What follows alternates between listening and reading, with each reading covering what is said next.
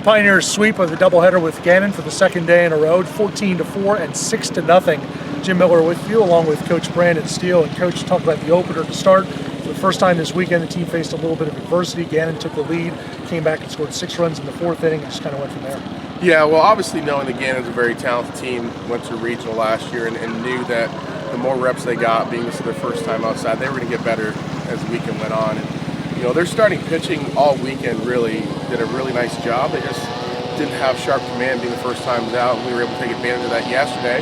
And today, you know, there's a lot more strikes being thrown, and it forced us to be a little bit more patient with the plate and put more balls in play. And as we stayed along with that approach, we finally did get into their bullpen, and that's when the opportunity opened the game up a bit. Excited to see a guy like Chase Willenweber hit his first career home run.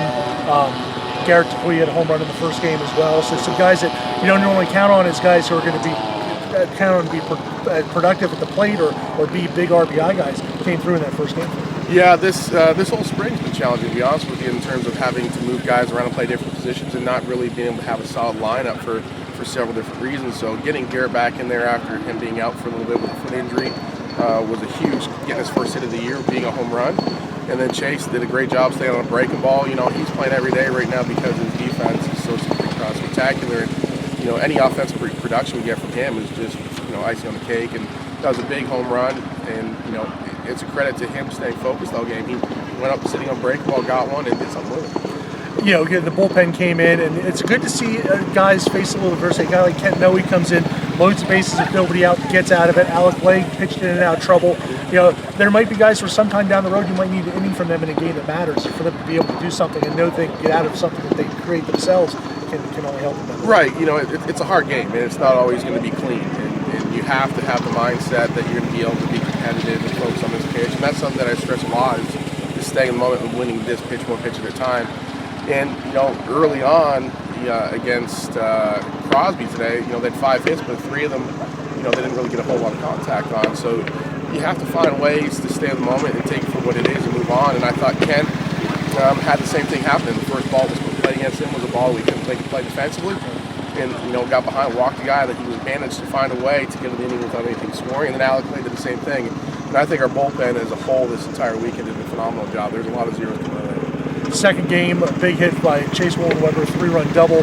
But, you know, it was 2-0 in the fourth, and you think, well, you know, leaving them hang around a little bit, and then he jumped all over a pitch and really kind of. Yeah, their left-hander today was good, and I can see how, you know, in their league where they play 7 inning games, they can have a lot of success because their starting pitchers are definitely good. And you know, it was tough for us. We took advantage of some things early as far as getting 2 runs up, and then obviously us holding the zeros gave us some breathing room. But you know, Chase hitting that ball really kind of let us take a deep breath and relax a little bit.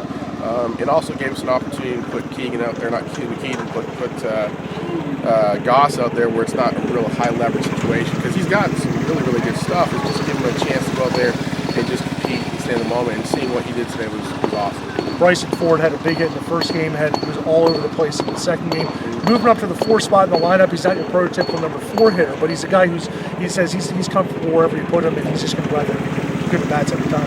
Yeah, he's batted anywhere in that top 5, top 6 for us. Obviously, he wasn't there for the first weekend, so really this is only the second weekend of spring season so far. So he was still getting his feet wet a little bit in terms of getting his timing and things like that. And I think, you know, he's back. He's obviously getting on time, having great at bats, taking his walks, but also being very productive with guys on base and driving guys in. Trey Hinton, 5 stolen bases in game 2, and he's not really a guy you think of as a base stealing guy, but he gets on base every time. And for the weekend, 27 stolen bases for the team in 4 games, and that's, you know, you've talked about that, wanting to set that tone of, you know, getting any way you can and getting guys moving on the bases, and they were moving again today. Yeah, and Trey, you know, his goal I think going into the year was to have 1 stolen base, so I'm sure he's happy with eclipsing that mark all in one day. But yeah, it definitely changes the whole complexion of what the other team can do defensively. And always you have the pitcher in the mind in the back of their head thinking that this guy's going to run. So occasionally our hitters can benefit from, you know, a ball being left up, and at times I think it changes the pitch calling a little bit as well. So teams knowing that we're going to run, if we get on base, it definitely is to our advantage. biggest thing about a series like this is you get the games in. You got 4 games in this weekend.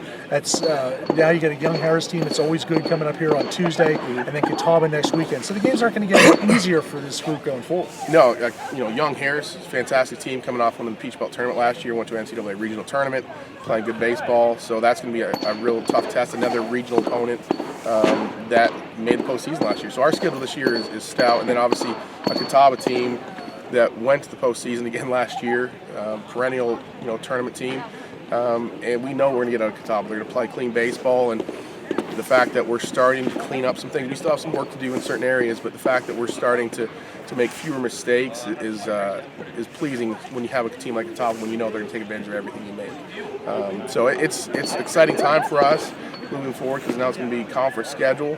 It's going to be a grind, and we look forward to the challenge. It's Tuesday at 4 o'clock against Young Harris here at Pioneer Park. The Pioneers get the sweep this weekend of 4 games. They'll take a 5-game winning streak into Tuesday's action. With Tusculum head coach Brandon Steele, I'm Jim Miller.